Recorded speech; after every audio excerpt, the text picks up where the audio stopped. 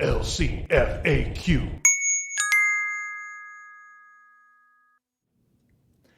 Well, hi, Abundant Life. It's good to connect with you again for another Abundant Life Church Frequently Asked Questions, or ALC F.A.Q. It's been a couple of weeks since I've done one of these, in part because my family was away camping and I just didn't want to do it while we were camping. And secondly, because I hadn't really received very many questions over the last little while. But I had a few come in and thought, why not start it up again for the new school year? So buckle your seatbelts and I will move to some questions. Both of these come to us from one of our favorite sisters at the church, Miss Ann, last name Anonymous. So Anonymous, that was a funny little dad joke. Two anonymous questions. The first one is a tricky one. How can Christians help kids/adults avoid getting into pornography? Man, what a tough question. Not necessarily a tough question to say, should we or should we not engage in watching or viewing pornography? That's a simple answer. No, we shouldn't. But how do we help people avoid it? And I think one of the biggest difficulties in answering that question is the incredible hypersexualization of our culture means that porn is everywhere. There are some recent studies that came out that talked about exposure to pornography in this age. And the exposure rate is astronomical largely because of its ubiquity on the internet. It's just everywhere, and you can find it by accident or, well, certainly on purpose, but you can find it by accident quite easily. And it's such a dangerous thing.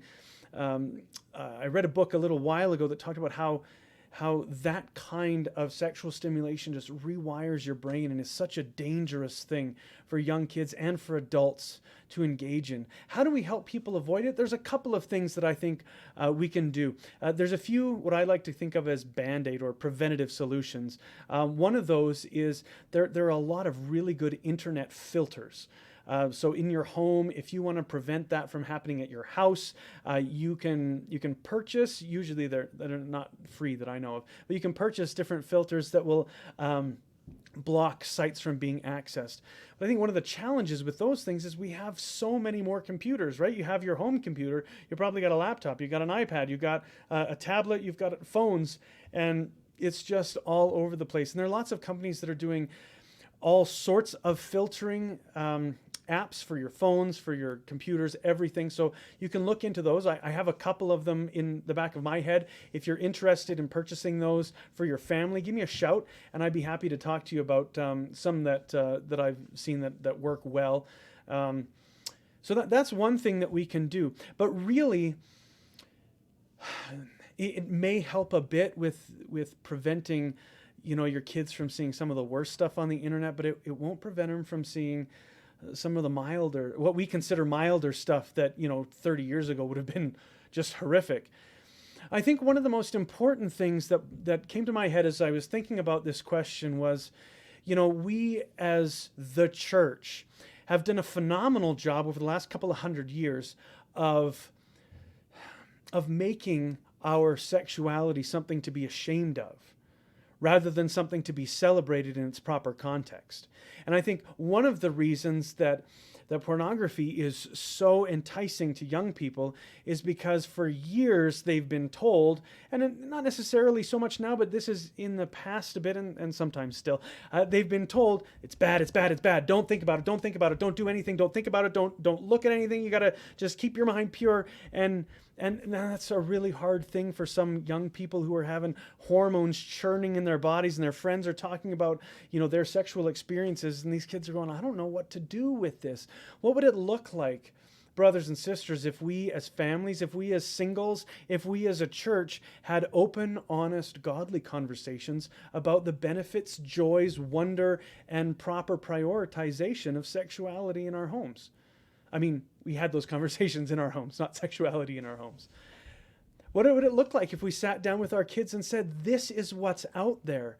And I don't want you to see it, not because I'm trying to stifle your own growth, but because I recognize the damage that it can do and the way that it short circuits God's desire for you to be a whole person that way. What if we started talking to our adults about that? We know that pornography is ubiquitous inside the church and out of it, and it's a heartbreaking thing.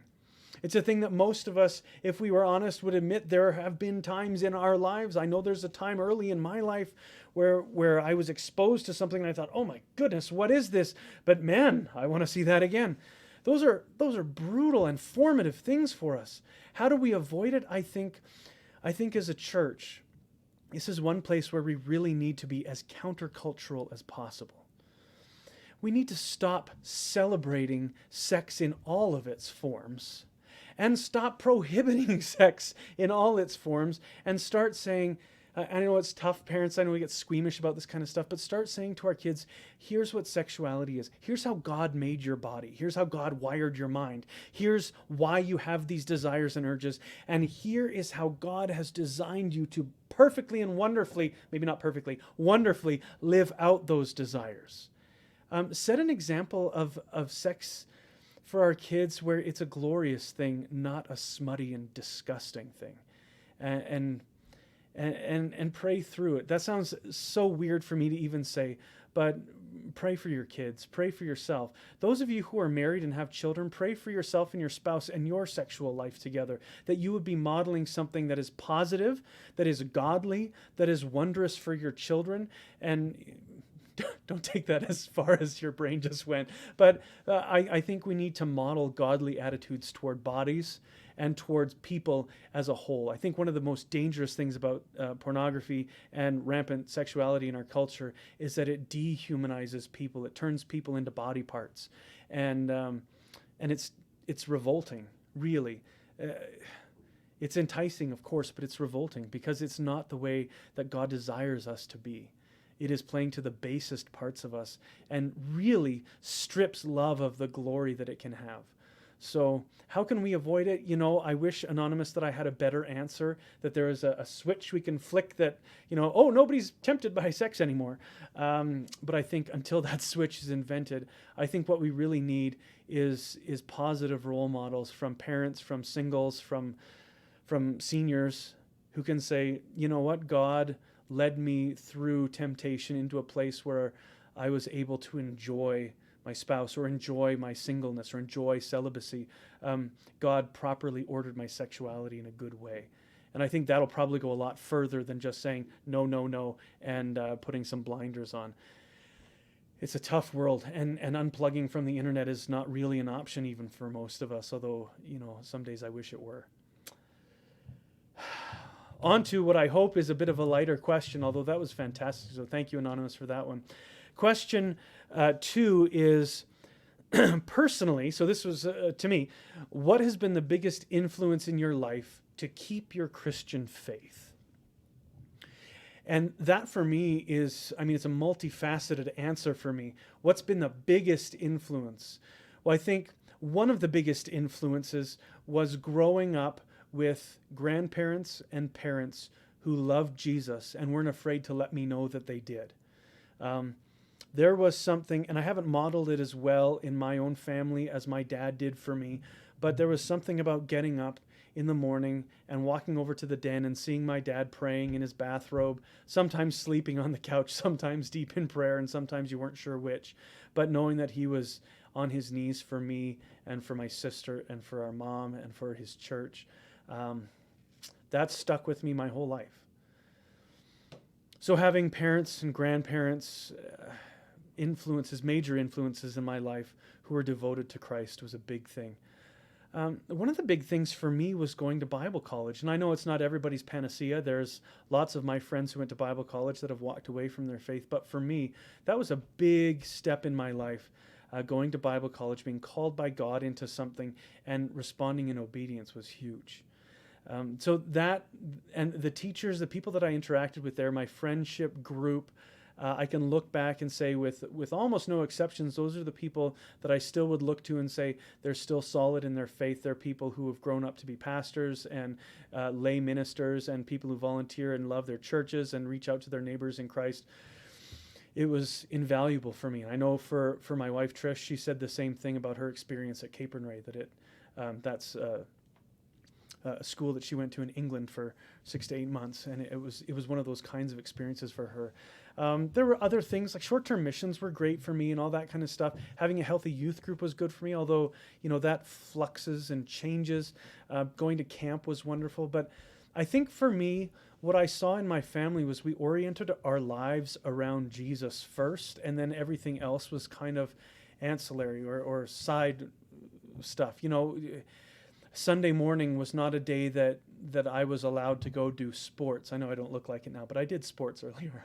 That Sunday morning was set aside for church, and it was set aside so that we could learn how to worship well together, how to celebrate God's goodness together. That was a huge influence in my life, and something that we've continued to this day in our family.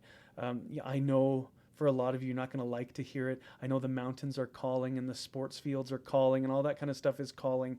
But we made a conscious decision as a family early on, my parents did, that Sunday morning was for worship. And Trish and I have tried to continue that in our lives, and it has made a difference in my life, and I hope in the lives of my kids as well. I think the biggest influence, Anonymous, is that God has faithfully kept me faithful. And I know that sounds trite maybe, but I can look back over my life and look at times where I thought, I'm going to blow this pop stand, if you know what I mean. And instead, God's hand was gently guiding me to a place where I would be committed and faithful. And God has been at work in my life and in the lives of people that I love. And I can't deny it, no matter some days I kind of want to, but I can't. And it's led me into at least being able to say God is real, God is for me, I am His, and I'll be His always, because what can remove me now that I've known such love? I think those are probably the major influences I'd like to ascribe my faith to. And that leads us to the end of our frequently asked questions time. So, with that said, do you have any more questions for me? If you do, why don't you write them down in the comments or send me an email. You can email me at my ALC email address. If you don't know what that is, put it in the comments, because I'm not going to say my email address on the internet. I don't think it's a wise thing for me to do. I hope you enjoyed this. I hope it causes you to think a little bit. I got an email the other day just saying, I think it's a valuable opportunity for people to ask questions. And no, if you say your question is anonymous, I'll let everybody else know that it's anonymous, so you don't have to worry about me throwing you under the bus there. You have a question for me? Give me a shout. Let me know. Until then, God bless you, and we'll see you on Sunday.